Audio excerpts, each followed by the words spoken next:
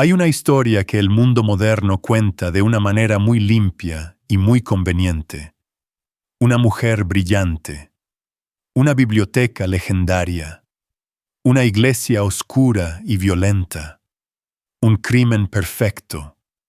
Es una historia que aparece en documentales, en novelas, en películas de Hollywood, en redes sociales con millones de visualizaciones. Es una historia que Voltaire repitió en el siglo XVIII, que Bertrand Russell repitió en el siglo XX, que Carl Sagan llevó a la televisión con su serie Cosmos, y que Alejandro Amenábar llevó al cine en el año 2009 con su película Ágora. Y como toda buena historia, tiene algo de verdad. Suficiente verdad para ser creíble, y suficiente simplificación para ser peligrosa. Hoy vamos a examinar esa historia con las herramientas que la historia merece, con las fuentes primarias, con el contexto que los titulares omiten, con la honestidad de decir lo que sabemos con certeza, lo que las fuentes sugieren pero no prueban, y lo que es directamente una construcción de siglos posteriores que tiene más de narrativa ideológica que de registro histórico. Porque la verdad de lo que ocurrió en Alejandría entre los siglos IV y V después de Cristo es más compleja, más perturbadora y más instructiva que cualquier versión simplificada. Y esa complejidad no absuelve a nadie que no merece absolución, pero tampoco condena a quien no merece ser el villano unidimensional que la leyenda necesita. Prepárate para una historia que no te va a dar los héroes y los villanos que quizás esperabas, pero que te va a dar algo más valioso: la verdad. Para entender lo que ocurrió en Alejandría en el siglo V después de Cristo, hay que entender primero qué era Alejandría, no como la imaginamos desde el siglo XXI, como era realmente. Alejandría fue fundada por Alejandro Magno en el año 331 a.C. en la costa mediterránea de Egipto. Después de la muerte de Alejandro, la ciudad quedó bajo el control de la dinastía ptolemaica, los sucesores macedonios que gobernaron Egipto durante casi 3 siglos. Y bajo esa dinastía se convirtió en algo que el mundo antiguo no había visto antes y que el mundo moderno todavía tiene dificultades para imaginar en su escala real. Fundada a finales del siglo IV a.C. por Ptolomeo I Sóter, la Biblioteca de Alejandría conoció durante sus 1000 años de existencia muchos episodios que diezmaron sus colecciones. Pero en su apogeo, que los historiadores sitúan entre los siglos III y I a.C., era algo sin precedente en la historia humana. El proyecto ptolemaico era ambicioso hasta la megalomanía. Ptolomeo I y sus sucesores querían reunir en un solo lugar una copia de todos los libros escritos por todos los pueblos del mundo conocido. No era una biblioteca en el sentido moderno de un edificio con estantes. Era parte de un complejo mayor llamado el Mouseion, que en griego significa el lugar de las musas, y que funcionaba como una combinación de biblioteca, academia, laboratorio y comunidad de investigadores mantenida con fondos del Estado. Los agentes ptolemaicos recorrían el Mediterráneo comprando manuscritos. Los barcos que llegaban al puerto de Alejandría estaban obligados a entregar cualquier libro que llevaran a bordo para que fuera copiado antes de ser devuelto, y a veces la copia se devolvía y el original se quedaba. Hay registros de que Ptolomeo III pidió prestados los manuscritos oficiales de Esquilo, Sófocles y Eurípides a Atenas con una fianza de 15 talentos de plata, cantidades gigantescas para la época, y simplemente se quedó con los originales, perdiendo la fianza. En su momento de mayor esplendor, las estimaciones de los propios autores antiguos hablan de entre 400.000 y 700.000 rollos de papiro. No libros en el sentido moderno. Rollos. Cada rollo podía contener lo que hoy sería un capítulo o un libro completo, dependiendo de la extensión. La escala de la colección era simplemente incomprensible para cualquier institución anterior o posterior durante más de un milenio. Los nombres que pasaron por Alejandría como investigadores del Mauseión son el catálogo de la inteligencia más brillante del mundo grecorromano. Euclides, el padre de la geometría, trabajó ahí. Eratóstenes calculó la circunferencia de la Tierra con una precisión que asombra considerando los medios disponibles, ahí. Aristarco de Samos propuso el modelo heliocéntrico del sistema solar 2 siglos antes de Cristo, ahí. Herófilo realizó las primeras disecciones anatómicas documentadas, ahí. Arquímedes, aunque era de Siracusa, estudió en Alejandría. Era el lugar donde el conocimiento humano se acumulaba, se organizaba, se debatía y se transmitía con una sistematicidad que el mundo no volvería a ver hasta el Renacimiento europeo más de 1000 años después. Y luego comenzó el declive, no con un solo incendio dramático, con una secuencia de calamidades que la investigación histórica moderna ha podido reconstruir con bastante precisión. A pesar de la creencia moderna generalizada de que la biblioteca fue incendiada y destruida de forma catastrófica en su apogeo, en realidad fue decayendo gradualmente a lo largo de varios siglos, en un proceso que se inició con la purga de intelectuales de Alejandría en el año 145 a.C. El primer golpe documentado llegó con Julio César. En el año 47 a.C., César estaba involucrado en la guerra civil egipcia entre Cleopatra y su hermano Ptolomeo XIII. Sitiado en el Palacio Real, durante un ataque se produjo un incendio en el arsenal que se extendió a una sección del complejo. Se quemaron numerosos libros que el propio César pretendía transportar a Roma. Las fuentes hablan de 40.000 rollos. El filólogo italiano Luciano Canfora sugiere que la hoguera cesariana pudo haber consumido parcialmente la biblioteca, o que el fuego se limitó a los barcos y almacenes navales, donde se hallaban depositados decenas de miles de rollos. Esto no quita el triste honor de haber sido el primer gran biblioclasta de Alejandría a Julio César. Después de César, la biblioteca siguió existiendo y funcionando, aunque con una colección reducida. El período imperial romano fue relativamente favorable para la institución, pero el verdadero deterioro sistémico comenzó con los cambios políticos y religiosos del siglo III después de Cristo. El emperador Aureliano en el año 273 destruyó el barrio del Bruchellón, donde se encontraba el Mauseión y probablemente la colección principal de la biblioteca, durante su reconquista de la ciudad tras la revuelta de Zenobia. No hay certeza sobre el alcance de esa destrucción específica sobre la colección de libros. Lo que sí es históricamente verificable con claridad es lo que ocurrió en el año 391. Y aquí la Iglesia entra en la historia de manera directa e innegable.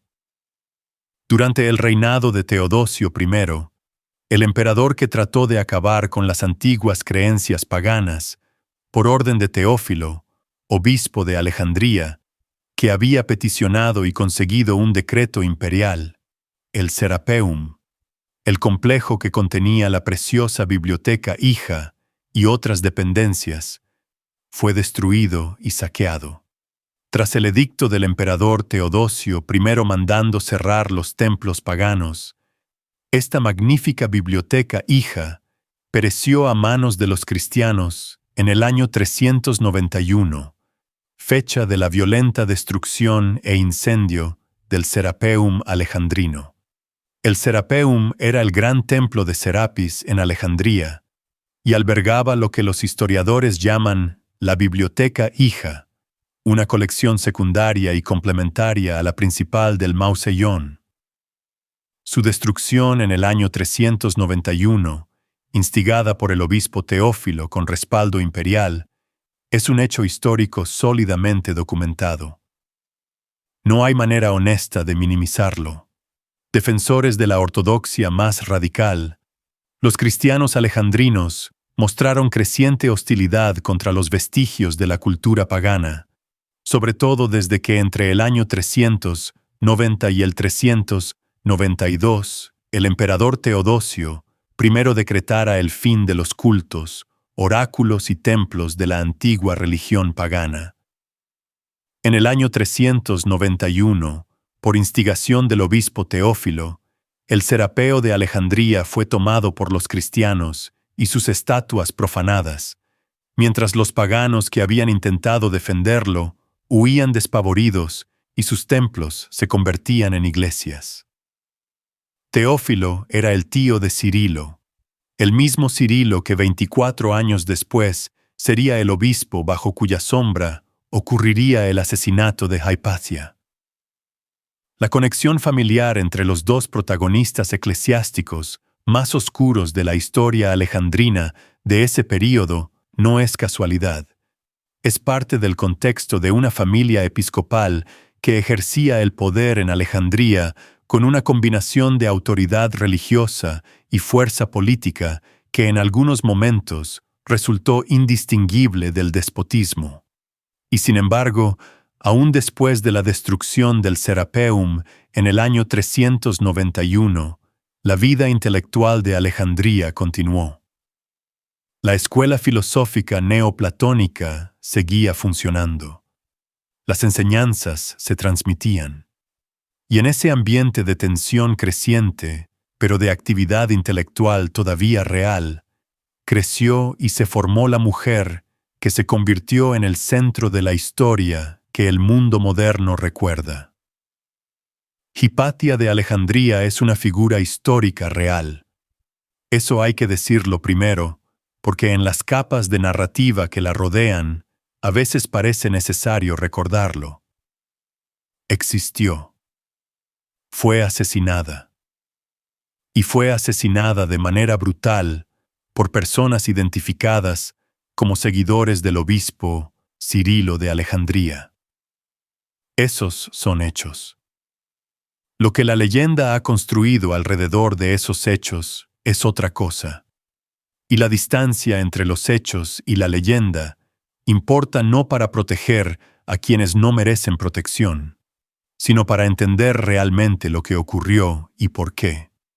Las fechas de nacimiento de Hipatia son inciertas. Los historiadores modernos las sitúan aproximadamente entre el año 355 y el 370. Su padre era Teón de Alejandría, un matemático y astrónomo reconocido que fue el último director documentado del Mausolleum. Teón educó a su hija con la misma seriedad con que habría educado a un hijo varón, lo cual en el contexto del siglo IV era notable. Hipatia posee gran autoridad moral. Todas las fuentes concuerdan en que era un modelo de valor ético, rectitud, veracidad, dedicación cívica y proezas intelectuales. La virtud más admirada por sus contemporáneos era su autodominio, que se manifestaba en la abstinencia sexual, la modestia en el vestir con el manto filosófico, la moderación en el modo de vida y una actitud circunspecta con sus alumnos y con los poderosos. Hipatia enseñaba filosofía neoplatónica, matemáticas y astronomía. Sus contribuciones académicas documentadas incluyen comentarios al Almagesto de Ptolomeo, comentarios a las cónicas de Apolonio de Perga y colaboración con su padre en ediciones revisadas de obras matemáticas. Ninguna de sus obras originales ha sobrevivido.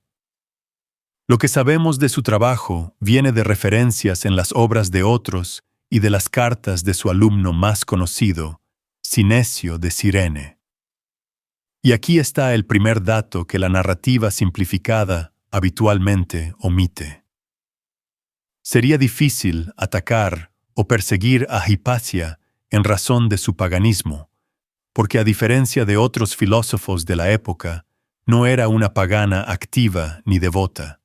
De hecho, simpatizaba con el cristianismo y protegía a sus alumnos cristianos. Sinesio de Cirene, su alumno más prominente, era cristiano. No solo cristiano practicante, era obispo cristiano. Fue nombrado obispo de Ptolemaida aproximadamente en el año 410 y siguió en correspondencia con Hipatia hasta su propia muerte, que ocurrió poco antes del asesinato de su maestra. Las cartas de Sinesio a Hipatia son documentos de una relación intelectual y afectiva profunda entre un obispo cristiano y su maestra pagana neoplatónica. Eso no encaja bien en la narrativa del enfrentamiento binario entre razón pagana y oscuridad cristiana. El neoplatonismo alejandrino no era incompatible con el cristianismo para muchos pensadores de la época. La síntesis entre filosofía griega y teología cristiana era precisamente el proyecto intelectual más ambicioso del período patrístico. El neoplatonismo alejandrino fue aceptado por el cristianismo, y algunos filósofos de la escuela de Alejandría eran sacerdotes y obispos, como Alejandro de Licópolis y Sinesio de Cirene. Entonces, si Hipatia no era una pagana militante, si sus alumnos incluían obispos cristianos, si no había un conflicto directo entre su filosofía y la fe cristiana dominante, ¿por qué fue asesinada? Aquí es donde la complejidad política de la Alejandría del siglo V se vuelve indispensable para entender lo que ocurrió. En los años 414 y 415, Alejandría fue testigo del conflicto entre el prefecto imperial Orestes y el patriarca Cirilo. Cirilo empezó por perseguir a los novacianos, apoderándose de todos sus objetos sagrados. La persecución que Cirilo hacía a los judíos provocó que Orestes intentara proteger a los judíos. El prefecto Orestes informó al emperador de las actuaciones del patriarca Cirilo, planteando su destierro y deposición como patriarca. Este es el contexto real. No es un conflicto entre la ciencia y la religión.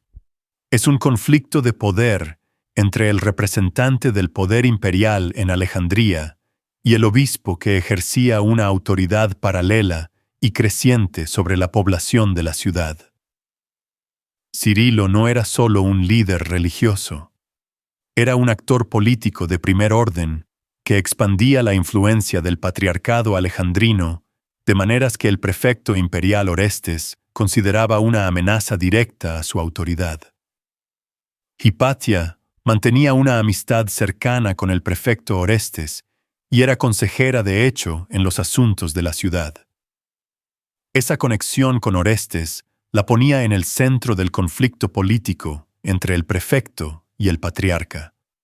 No porque ella fuera una filósofa pagana enemiga del cristianismo, sino porque era una pieza importante en el tablero de poder de Orestes. Cirilo la despreciaba por la estrecha amistad que ella mantenía con el gobernador romano y porque era un símbolo de cultura y ciencia que la Iglesia primitiva identificaba en gran parte con el paganismo.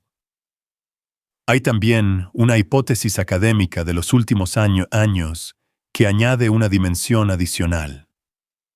El investigador Belenki sugiere que el asesinato de Hipatia por una camarilla de fanáticos del obispo Cirilo fue consecuencia de su participación en el conflicto entre las iglesias romana y alejandrina con respecto a la fecha de Pascua, y que Hipatia realizó observaciones equinocciales que podían socavar la autoridad de la iglesia alejandrina en relación con el calendario de Pascua.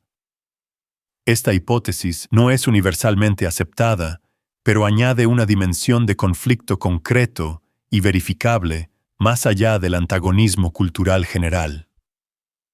Lo que ocurrió en marzo del año 415 es documentado por fuentes contemporáneas. Las fuentes contemporáneas relatan el asesinato con detalle.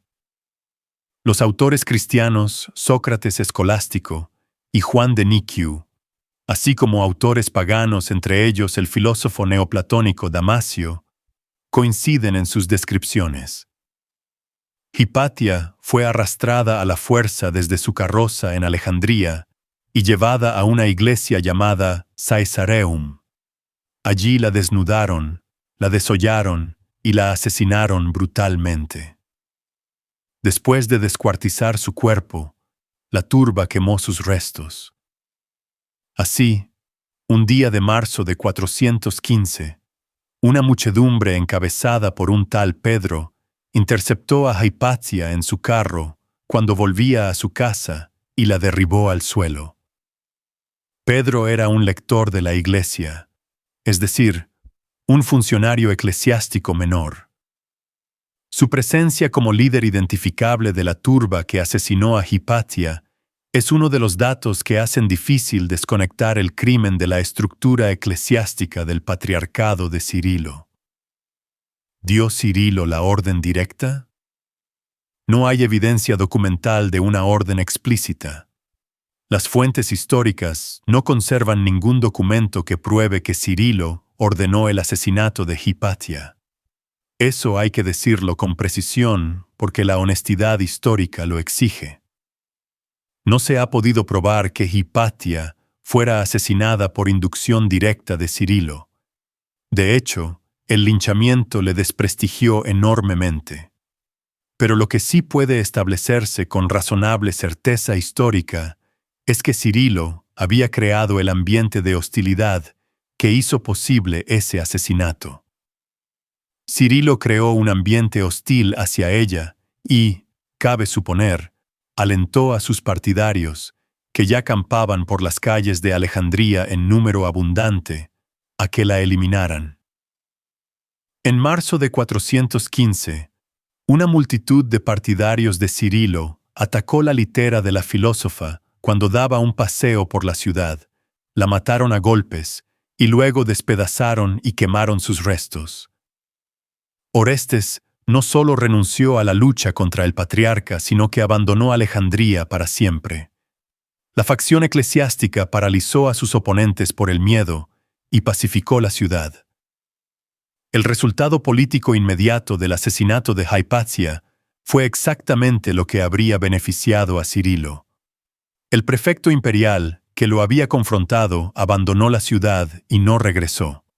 El equilibrio de poder en Alejandría se inclinó decisivamente hacia el patriarcado eclesiástico.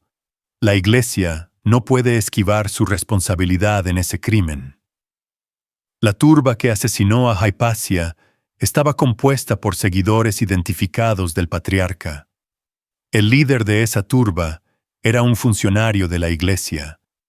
El beneficiario político directo del asesinato fue el mismo patriarca. Esos son hechos.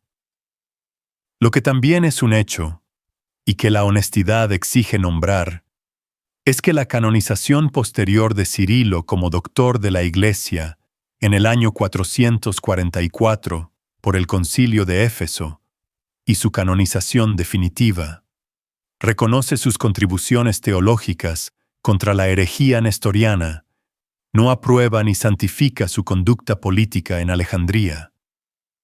La Iglesia no canoniza la vida entera de un hombre, canoniza virtudes específicas. Y la distinción entre las contribuciones teológicas de Cirilo y su conducta como actor político en Alejandría es una distinción que los historiadores católicos serios hacen sin dificultad.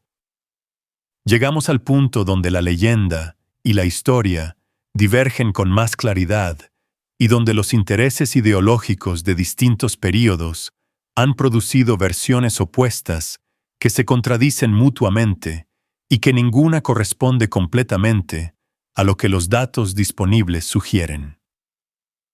El mito más difundido sobre la Biblioteca de Alejandría es este. Existió gloriosa e intacta hasta que los cristianos fanáticos la quemaron, probablemente en el mismo evento en que mataron a Hipatia, terminando de golpe con el conocimiento antiguo y sumiendo al mundo en la Edad Media oscura. Esa narrativa tiene una fecha de origen bastante precisa. No viene de las fuentes antiguas. La leyenda de la muerte de Hipatia, como orquestada por la Iglesia Católica, fue reiterada y elaborada por varios novelistas e historiadores como Edward Gibbon. Incluso Voltaire, Bertrand Russell y Carl Sagan repitieron la misma versión, que dista mucho de lo que las fuentes arrojan sobre la historia de Hipatia. Gibbon, en su monumental Decadencia y caída del Imperio Romano del siglo XVIII, necesitaba un símbolo del papel destructivo de la Iglesia cristiana en el fin del mundo clásico. Hipatia y la biblioteca le dieron ese símbolo con una eficacia narrativa extraordinaria. Carl Sagan, en Cosmos, en el año 1980, lo popularizó para audiencias de televisión de todo el mundo, con una emotividad que hizo que la versión simplificada quedara grabada en la memoria colectiva de millones de personas. El problema es que esa versión tiene problemas históricos serios. Primero, la biblioteca principal del Mausolleum probablemente ya no existía en forma significativa en el año 415. A pesar de la creencia moderna generalizada de que la biblioteca fue incendiada y destruida de forma catastrófica en su apogeo, en realidad fue decayendo gradualmente a lo largo de varios siglos. Segundo, la destrucción más documentada de colecciones bibliográficas en Alejandría relacionada con actores cristianos fue el saqueo del Serapeum en el año 391, 24 años antes del asesinato de Hipatia, bajo el obispo Teófilo, no bajo Cirilo. Y aun esa destrucción no fue la destrucción de la biblioteca principal, sino de la biblioteca hija contenida en ese complejo. Por orden de Teófilo, obispo de Alejandría, el Serapeum, el complejo que contenía la preciosa biblioteca y otras dependencias, fue destruido y saqueado en el año 391. Las llamas arrasaron la última gran biblioteca de la antigüedad. Tercero, hay una tercera narrativa sobre la destrucción de la biblioteca que compite con la narrativa cristiana en términos de difusión, pero que tiene sus propios problemas de verificabilidad histórica. La narrativa de la destrucción árabe. En el año 642, las fuerzas árabes comandadas por Amr ibn al-As capturaron Alejandría durante la conquista de Egipto por parte del califato islámico Rashidun.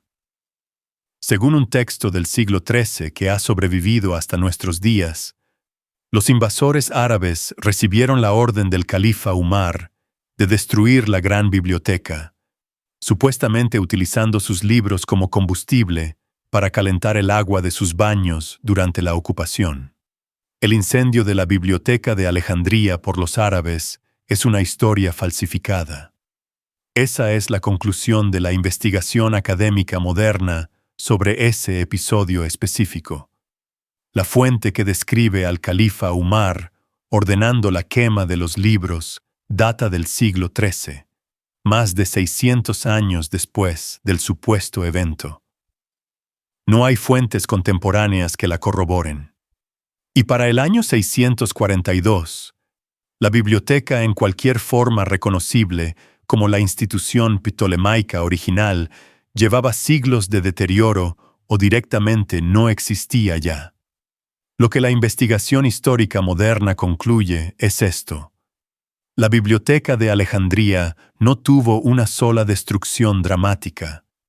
Tuvo una degradación gradual y multifactorial durante siglos que involucró a romanos, a emperadores paganos como Aureliano, a actores eclesiásticos cristianos como Teófilo, y finalmente a la conquista árabe que encontró una institución que ya no era lo que había sido en su apogeo.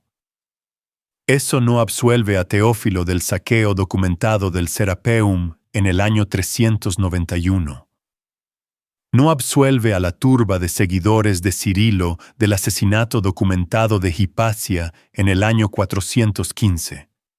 No absuelve al ambiente de violencia e intolerancia que el patriarcado alejandrino del período generó en la ciudad. Pero sí deshace la narrativa de un único momento culpable, un único villano, un único crimen que habría podido evitarse y que nos habría ahorrado la Edad Media. Esa narrativa es emocionalmente satisfactoria. Históricamente es insostenible. Hay una consecuencia concreta del asesinato de Hipatia sobre la vida intelectual de Alejandría que sí puede documentarse. Después de la muerte de Hipatia, Orestes no solo renunció a la lucha contra el patriarca, sino que abandonó Alejandría para siempre. La facción eclesiástica paralizó a sus oponentes por el miedo. La escuela filosófica alejandrina continuó después de la muerte de Hipatia, pero el clima intelectual de la ciudad cambió. Muchos filósofos emigraron a Atenas, donde la academia platónica todavía funcionaba bajo protección más favorable. Alejandría dejó de ser el epicentro de la intelectualidad después del asesinato de Hipatia. No de un día para otro, no por un solo evento, pero el asesinato fue una señal clara de que el espacio para la disidencia intelectual independiente en Alejandría se había reducido de manera permanente. Ahora bien, hay algo que ningún análisis honesto de esta historia puede eludir. Y es la pregunta sobre la canonización de Cirilo. Cirilo de Alejandría fue proclamado doctor de la Iglesia por el Papa León XIII en el año 1882. Su título de doctor se basa en sus contribuciones teológicas, particularmente su defensa de la maternidad divina de María en el Concilio de Éfeso del año 431, donde articuló con precisión el término Theotokos, Madre de Dios, contra la herejía nestoriana. Puede ser simultáneamente un hombre cuya teología fue genial y cuya conducta política generó el ambiente que produjo el asesinato de Hipatia. La respuesta que la historia exige es sí. Los seres humanos no son unidimensionales. Los santos canonizados no son personas que no tuvieron sombras. Son personas cuyas virtudes específicas la Iglesia reconoce como heroicas, sin pretender que toda su vida fue perfecta. La Iglesia ha reconocido históricamente las sombras de Cirilo en su conducta alejandrina. Lo que no ha hecho es descanonicizarlo, porque la canonización no certifica la perfección moral integral, sino la presencia de virtudes heroicas en áreas específicas. Esa distinción no satisface a todos, pero es la distinción real que la teología católica establece. Lo que sí puede decirse con claridad es que ningún documento del magisterio de la Iglesia ha defendido jamás el asesinato de Hipatia, la persecución de los judíos alejandrinos o la violencia política que caracterizó el patriarcado de Cirilo. La historia de esos crímenes no es historia que la Iglesia reivindique. Es historia que la Iglesia debe mirar con la misma honestidad con que mira cualquier período oscuro de su historia humana. Y la Iglesia tiene mucha historia oscura. Eso no es anticlericalismo. Es la admisión que el propio Juan Pablo II hizo públicamente en el año 2000, cuando pidió perdón por los pecados de los hijos de la Iglesia a lo largo de la historia. Una petición que incluye implícitamente episodios como los de Alejandría en el siglo V. Terminemos con esto. Hipatia de Alejandría fue una mujer extraordinaria en un momento y un lugar extraordinarios. Fue asesinada de manera brutal por razones que mezclan el fanatismo religioso con el conflicto político de una ciudad en tensión permanente. El ambiente que hizo posible ese asesinato fue creado en parte significativa por la conducta del patriarcado eclesiástico alejandrino bajo Cirilo. Eso es históricamente verificable y moralmente condenable. La Biblioteca de Alejandría fue la institución intelectual más importante del mundo antiguo. Su deterioro y eventual desaparición fue el producto de siglos de negligencia, conflicto político, violencia religiosa de múltiples actores y la simple entropía de una institución que dependía de la estabilidad política de una ciudad que fue perdiendo esa estabilidad de manera irreversible. La leyenda que hace de Hipatia, la mártir de la ciencia asesinada por la Iglesia oscura que destruyó la biblioteca en un solo acto de barbarie, es emocionalmente poderosa, es narrativamente perfecta y es históricamente insuficiente para describir lo que realmente ocurrió. La historia real, con todos sus actores complejos, con sus motivaciones mezcladas, con sus villanos que también tuvieron grandezas y sus víctimas que también vivieron en sistemas moralmente imperfectos, es más difícil de sostener en un titular. Pero es la única que hace justicia tanto a la inteligencia de Hipatia como a la complejidad de la historia humana. Y una fe que no puede mirar su propia historia con esos ojos no está lista para proclamar la verdad al mundo, porque la verdad no le teme a la historia. La verdad sobrevive al examen de la historia, siempre.